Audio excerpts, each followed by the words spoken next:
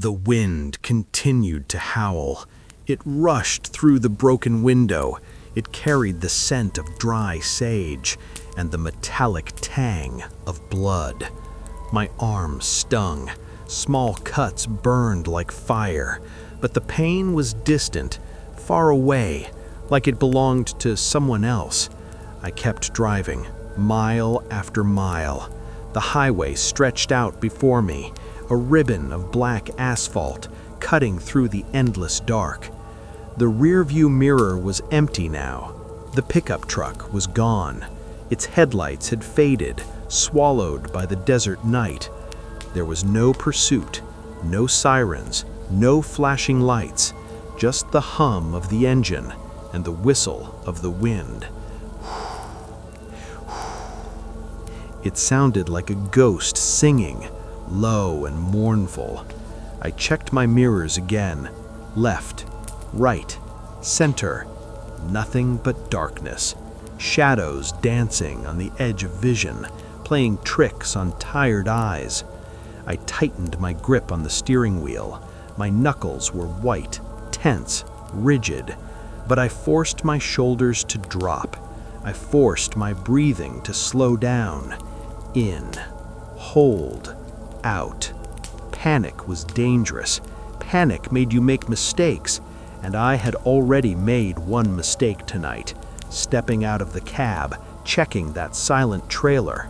That curiosity, that simple human need to know, it had almost cost me everything. I thought about the refrigerated truck again, the white box sitting in the shadows, silent, still, dead. Those three thuds, thud, thud, thud. They echoed in my mind, rhythmic, intentional. Not the sound of shifting cargo, not the sound of settling boxes.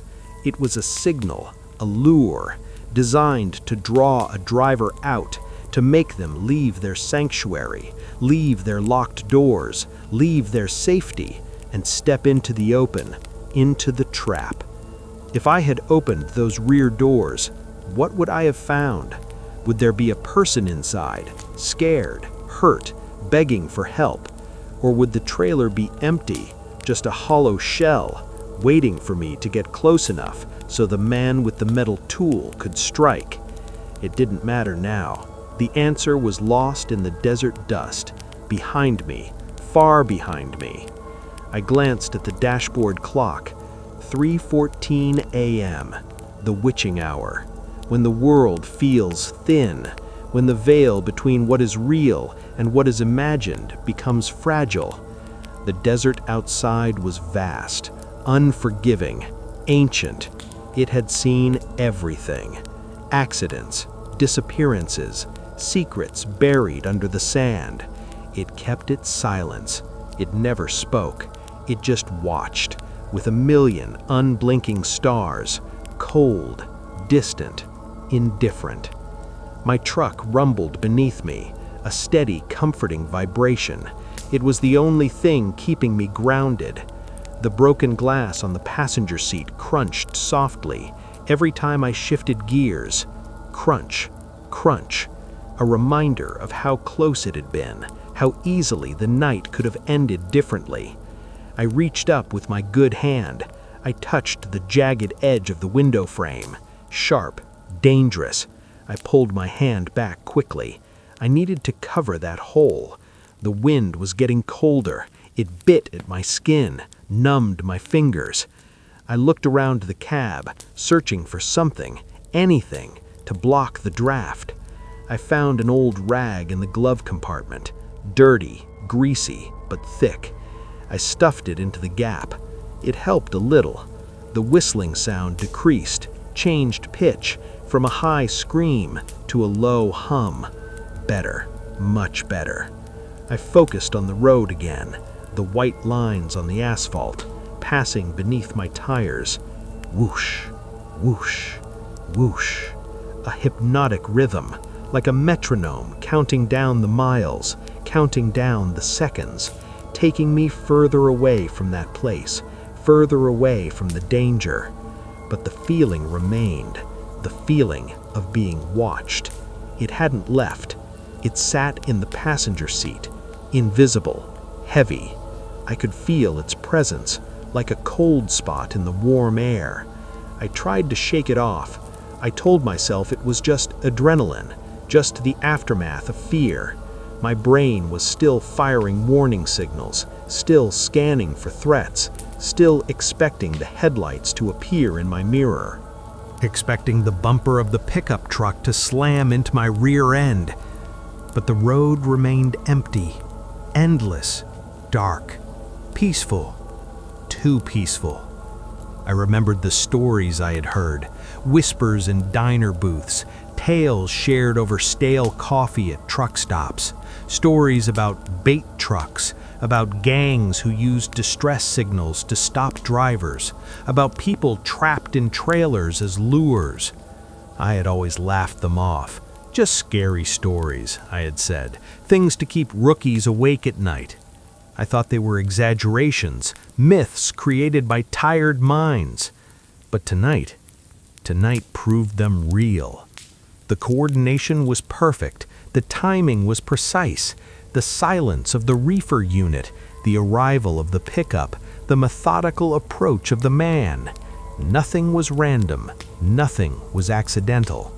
It was a hunt, and I was the prey. I shivered, not from the cold, but from the realization how easily it could have happened, how one small choice, one moment of kindness could lead to disaster. I wondered about the other trucks, the two that were parked far apart. Did they know? Were they part of it? Or were they just innocent travelers, sleeping in their cabs, unaware of the drama unfolding nearby? I hoped they were safe. I hoped they stayed asleep. Ignorance was bliss. Sometimes, not knowing was the best protection. The landscape began to change slightly. The flat desert gave way to low hills. Rocky formations rose up on either side of the highway, like sleeping giants, watching me pass. Their shadows stretched long across the road, twisting, turning, looking like grasping hands. I blinked hard, trying to clear my vision. "It's just rocks," I whispered, "just shadows." My voice sounded strange in the cabin, hollow, quiet, swallowed by the darkness. I turned up the radio slightly. Just static. Most stations didn't reach out here, just white noise. Hiss, pop, hiss. It was better than silence. The static filled the gaps, made the cab feel less empty, less lonely. I drove on.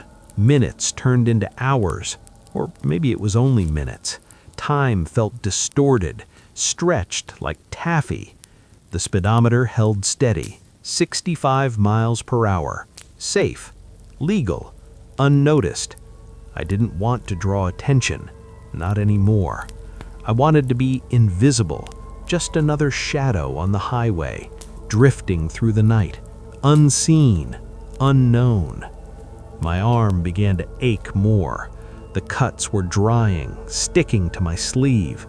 I knew I needed to clean them soon, find a hospital or at least a pharmacy, but not yet, not until I was sure that I was far enough away, sure that no one was following. Safety was a distance, a number on the odometer. Until that number was high enough, I wouldn't stop, I wouldn't rest. I kept my eyes on the horizon, where the sky met the earth. A faint line of gray was appearing. Dawn was coming, slowly, reluctantly. The stars began to fade, one by one, dimming into the morning light. The darkness lifted slightly, revealing the true colors of the desert: brown, tan, rust, dry brush, scattered stones. It looked different in the early light, less menacing, more ordinary. The monsters of the night retreated with the shadows, hidden until the sun went down again. I felt a wave of exhaustion hit me, heavy, sudden. My eyelids felt like lead. The adrenaline was wearing off. leaving only fatigue in its wake. My body wanted to sleep, to shut down, to recover from the shock. But I couldn't. Not yet. I pinched my arm hard to stay awake. Pain keeps you alert, I told myself. Stay focused. I rolled down the window on the driver's side, just an inch, let the cold air hit my face. It shocked me, woke me up. The wind roared louder, but I welcomed it. It was real, tangible. It proved I was alive, moving, surviving. I thought about home, about my family, about the life waiting for me at the end of this route. Simple things, a warm bed, a cup of coffee, the sound of laughter. These thoughts anchored me, kept me from drifting into the abyss. They reminded me why I was driving, why I was fighting, to get back, to return safely. The highway straightened out, long and flat, stretching toward the rising sun. A golden glow appeared on the eastern horizon, painting the clouds in shades of orange and pink. Beautiful, serene, contrasting sharply with the terror of the night.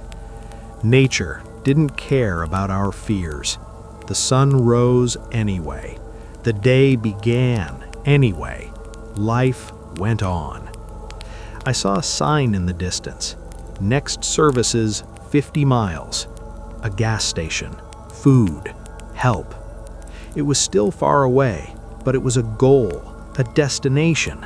I aimed the truck toward it, focusing on that single point, ignoring the empty miles in between. Just keep driving, 1 mile at a time, 1 breath at a time. The truck handled well, despite the broken window, despite the missing glass. It was a sturdy machine, built for the long haul, built for the rough roads. It had carried me through storms, through snow, through heat waves, and now through this nightmare. I patted the dashboard gently. "Good girl," I whispered. "You got us out." The engine purred in response, a low, steady rumble, reassuring, constant.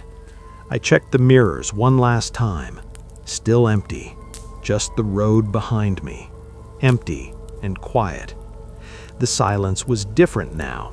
It wasn't heavy, it wasn't threatening, it was just silence.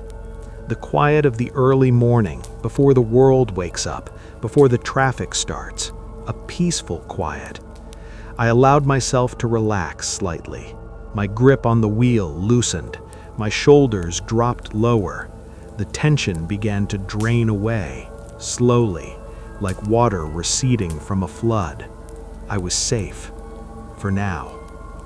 The sun crested the horizon, blindingly bright, flooding the cab with golden light.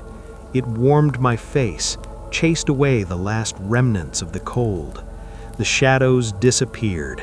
Everything was visible, clear, real. No more monsters in the corners, no more shapes in the dark. Just the desert and the road and me, driving toward the dawn. I took a deep breath, filled my lungs with the cool morning air, held it, and let it out slowly. In, out. The rhythm of survival, the rhythm of life.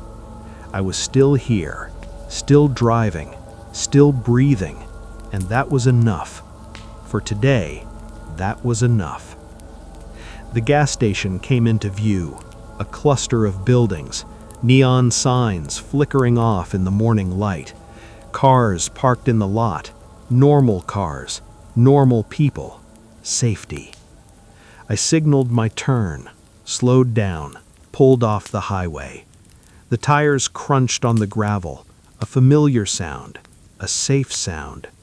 I brought the truck to a stop, near the pumps, away from the shadows, in the open light. I turned off the engine. The silence returned, but this time it was welcome. It was the silence of arrival, of safety, of a night survived. I sat there for a moment, listening to the ticking of the cooling engine, watching the steam rise from the hood, just breathing, just being. The nightmare was over. The day had begun, and I was ready to face it, whatever it brought.